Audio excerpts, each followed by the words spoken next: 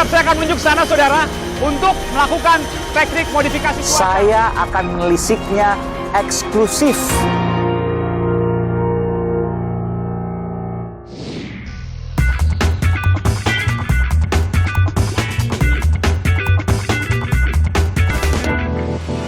Saudara telepon untuk bermudah bisa. Kemudian saudara nanya berapa biaya yang harus saya keluarkan agar mudah gitu. Iya. Terus apa jawabannya Om? 40. Kok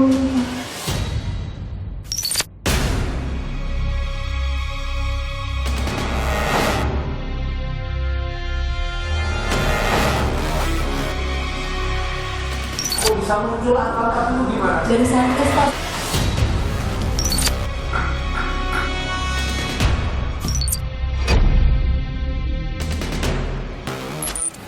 Dan saudara, dari Wisma Atlet Pademangan Jakarta Utara, saya menuju ke Wisma di Pasar Rumput, ya, di Jakarta Selatan. Anda bisa melihat, saudara, ini luar biasa ini.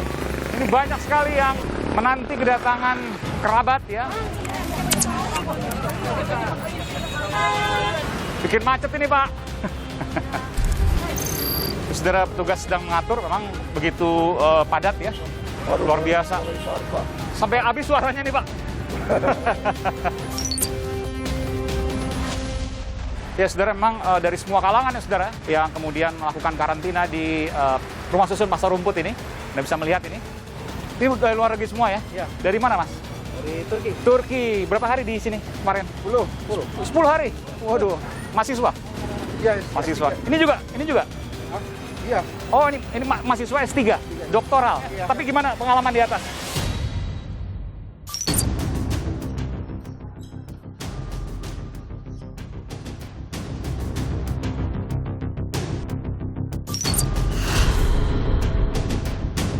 Ya, Bung Yamin ada yakin bahwa nama-nama tersebut ada, bukan fiktif? Kan pakai rekening. Jadi ini sangat gampang kalau mau dibongkar. Saudara bebas karantina, tapi bayar 40 juta. Kok bisa? Itulah fakta yang terungkap dalam persidangan resmi seorang selebgram dan teman laki-laki serta manajernya membayar 40 juta rupiah dan disebar ke sejumlah oknum petugas. Tapi uniknya, hingga saat ini kasusnya belum diusut. Ada apa di baliknya? Saudara, saya Aiman Wicaksono, saya akan menelusurinya. Ikuti saya, saudara.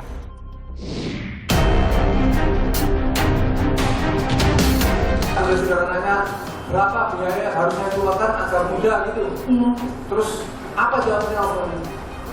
40.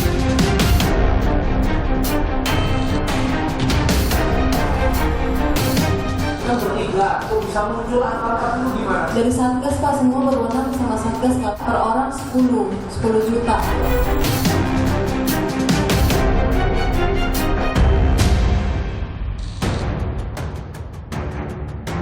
Bulan-bulanan publik terhadap pesohor Rachel Fenya seakan tak ada habisnya. Usai dihujat karena melenggang dari kewajiban karantina di tempat isolasi sepulang dari luar negeri, kini Rachel Fenya mendapat sorotan tajam atas aksinya menyogok oknum petugas.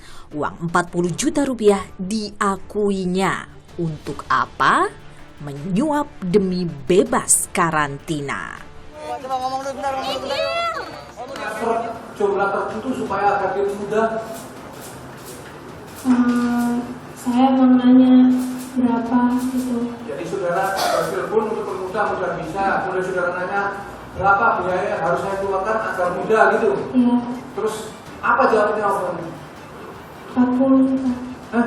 40 juta. Langsung merujuk apa angka tolong ditransfer ke 40 gitu. Seingat saya. Salah satu penerima uang suap adalah Ovelina Pratiwi, oknum staf DPR yang bertugas sebagai protokoler bandara. Kini, ia telah diberhentikan. Ovelina mengungkap mendapat transfer 40 juta sebelum Rachel tiba di Indonesia.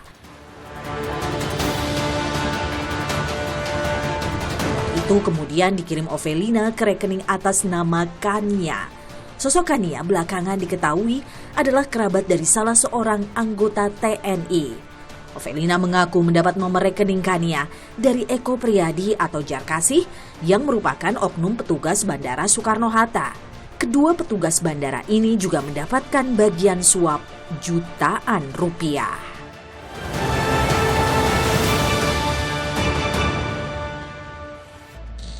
Akhirnya keluar nominal angka apa? Itu dari Satgas, Pak. Saudara disampaikan oleh Eko bahwa Satgas minta Iya. 10 juta. Iya.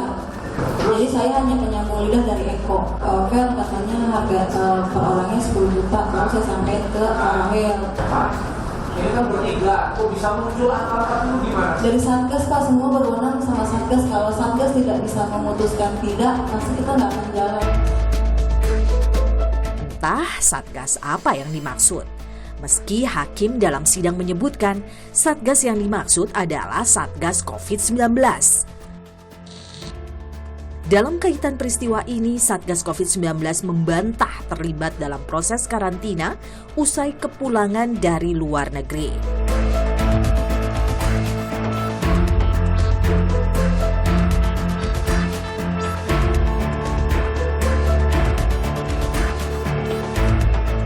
Bagaimana alur Rachel dan kawan-kawan bisa bebas karantina?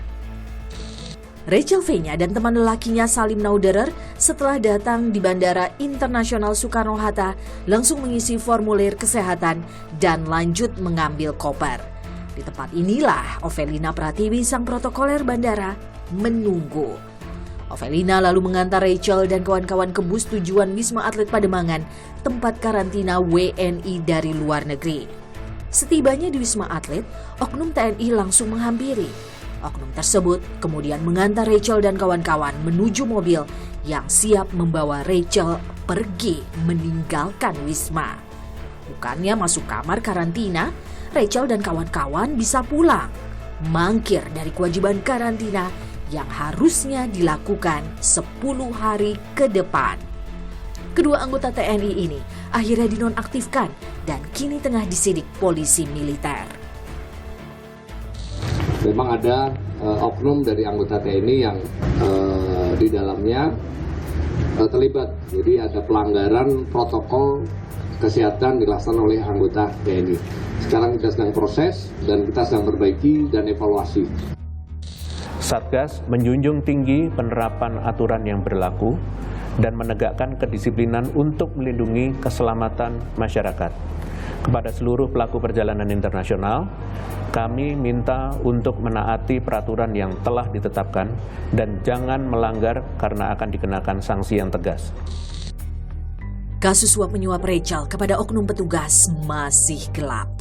Belum jelas juntrungannya. Menko Polhukam Mahfud MD menyatakan kegeramannya. Itu termasuk dari pungli, biar nanti diproses secara hukum, karena ada hukumnya. Jadi yang saya baca di pengadilan itu pengakuannya saya bayar ke Mbak ini 40 juta, lalu di-store ke ini yang ASN itu di suatu institusi itu sekian. Nanti saya mau sampaikan agar itu diusut, gitu. Biar tidak biasa melakukan itu. Jelas ada unsur pidana, mengapa tak diusut juga? Siapa saja oknum yang membantu pelarian Rachel V-nya? Aiman menelusurinya. Dan saudara, saya berada persis di depan Wisma Atlet Pademangan, Jakarta Utara. Di sini tidak ada pasien positif COVID, tapi di sini merupakan rujukan utama untuk pelancong atau warga negara Indonesia yang baru saja landing atau mendarat dari luar negeri dan langsung diboyong ke Wisma Atlet Pademangan Jakarta Utara ini untuk melakukan karantina.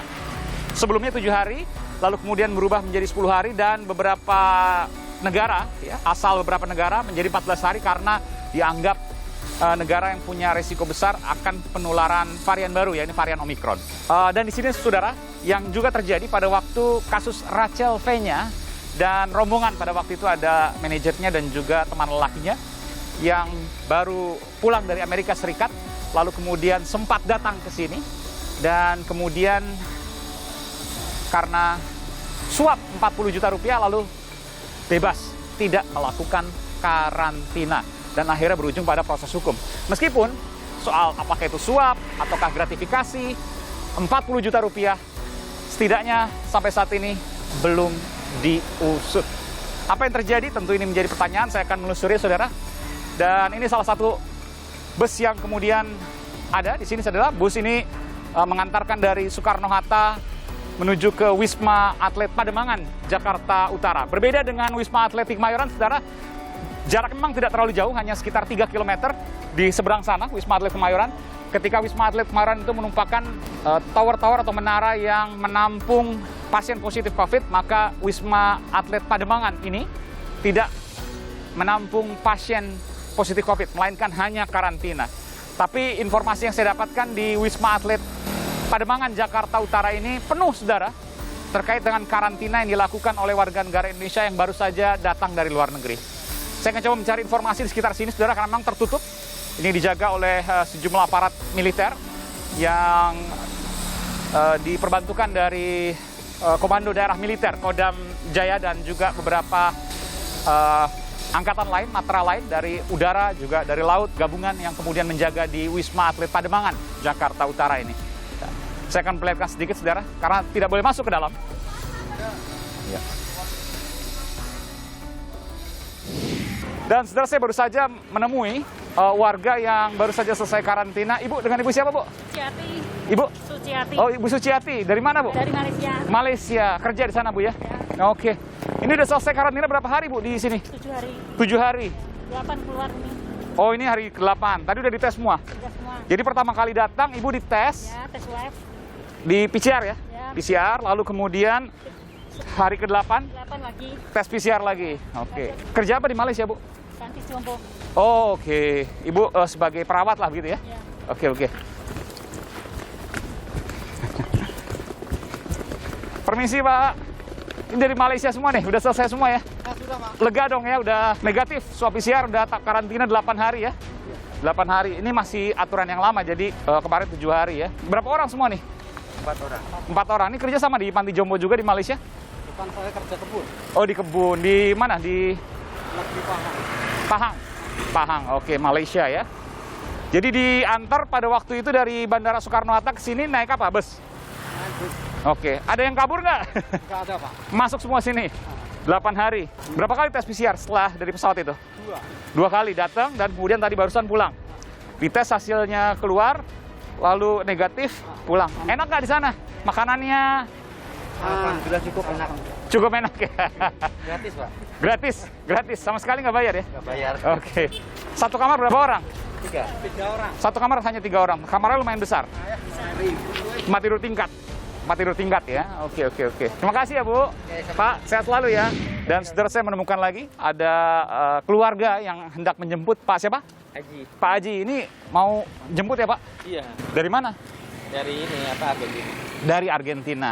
Dan sudah karantina berapa hari di sini? Ini kurang lebih hampir 10 hari. Hampir 10 hari. Udah tes semua? Udah dapat tesnya? Udah dikabari? Negatif katanya? Negatif. Mungkin 1 orang kan belum keluar lagi PCR-nya. Oh, masih nunggu hasil 1 orang. Jadi berapa orang yang dijemput? 5. 5. Argentina kerja apa ini? Diplomat di sana. Oh, diplomat dari Kementerian Luar Negeri? Iya. Oke. Baik, terima kasih Pak Haji ya. Sehat selalu. Ya. Ya, saudara, ternyata memang beraneka ragam ya. Dari tadi saya lihat juga TKI, ya bekerja di Panti Jompo sebagai perawat, ada juga yang di kebun, ada juga yang bekerja sebagai diplomat di Argentina, dan semua harus melaksanakan karantina. Ada perubahan jadwal memang dari sebelumnya 7 hari menuju ke 10 hari, dan ada juga yang 14 hari ketika negaranya dikategorikan sebagai negara yang masif penyebaran varian Omikron. Saudara, saya akan terus berkeliling untuk menemui sejumlah pihak dan juga mencari fakta terkait dengan karantina yang ada di Wisma Pademangan, Jakarta Utara ini. Saudara, petugas sedang mengatur, memang begitu padat ya kondisinya. Padat ya, Pak ya, luar biasa. Sampai habis suaranya nih, Pak. Ini dari luar negeri semua ya? Iya. Dari mana, Mas? Dari Turki. Turki. Berapa hari di sini kemarin? 10 hari? Waduh, mahasiswa? Iya. Mahasiswa. Ya. Tapi gimana pengalaman di atas? Saya akan menelisiknya eksklusif